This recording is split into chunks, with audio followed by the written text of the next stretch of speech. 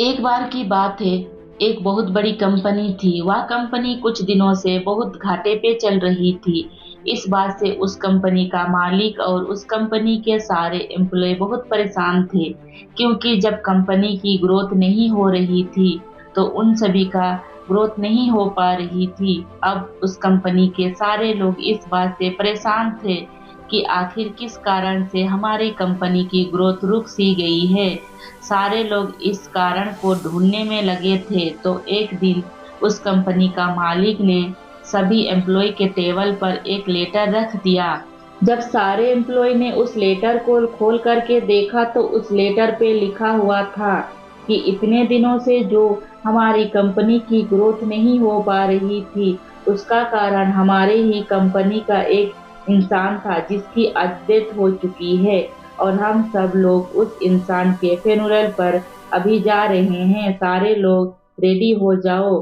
जब सारे एम्प्लॉय ने वह लेटर पढ़ा, तो उन एम्प्लॉय की खुशी तो बहुत हुई कि जिस इंसान की वजह से हमारी कंपनी की ग्रोथ नहीं हो पा रही थी, अब वो इंसान इस दुनिया में नहीं रहा और अब हमारी कंपनी फिर से ग्रो करने लगेगा। लेकिन वह सारे लोग थोड़ा दुखी भी हुए थे कि जो भी था तो हमारे ही कंपनी का इंसान, और आज उसकी डेथ हो चुकी है। तो उस कंपनी के मालिक ने सारे एम्प्लॉय को एक जगह जमा किया और वह सब मिल करके उस इंसान के फ्यूनरल पर गए। वहां पर एक बड़ा सा हॉल था और उस हॉल के बीच में एक कफन रखा हुआ था। अब उस कंपनी के सारे एम्प्लॉय एक एक करके उस कफन के पास जा रहे थे, उस इंसान को देख रहे थे।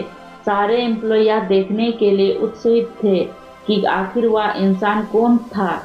तो जब एक एक करके सारे एम्प्लॉय उस कफन के अंदर देख रहे थे, तो वह सारे हैरान हो जा रहे थे। दरअसल उस कफन में कोई इंसान नहीं था, बल्कि उस कफन में एक मिरर रखा हुआ था, जिसमें उन सारे एम्प्लॉय को अपने खुद को ही शक्ल नजर आ रही थी। दोस्तों, इस कहानी से हमें यह सीखने का मिलती है कि हमारे जिंदगी में हम जिस भी पोजीशन पर हैं, वह हम किसी और की वजह से नहीं, बल्कि अपनी खुद की वजह से हैं। हम बहुत सी बार अपने परिस्थिति को दोष देते हैं, मजबूरी को दोष देते हैं, लेकिन हम यह नहीं सोचते हैं कि आज हम जो मजबूर हैं या आज हम पर जो परिस्थिति है, वह भी हमारे खुद की ही वजह से है। हम हमेशा अपने काम को कल पर टाल देते हैं। काम करने का भी मूड नहीं है, या सब बहाने दे करके हम खुद को ही कभी आगे नहीं बढ़ने देते हैं। अगर हम अपने काम में अपना 100% नहीं देते हैं, तो हमारी ग्रोथ कभी नहीं हो सकती। सपने तो हम बहुत बड़े बड़े देख लेते हैं, लेकिन बाद में हमें खुद पर ही शक होने लगता है कि क्या या मेरे सपने सच हो पाएंगे, या मैं इस सपनों को सच कर पाऊंगा। यह शक हमारे दिल में इसीलिए पैदा होता है क्योंकि हमें खुद पता होता है कि मैं अपना सारा दिन किन चीजों पर लगा रहा हूँ।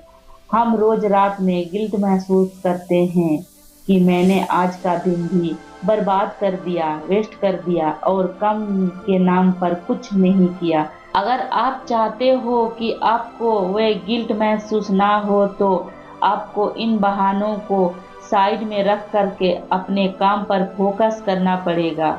और वह कहते हैं ना कि मेहनत इतनी खामोशी से करो कि कामयाबी शोर मचा दे।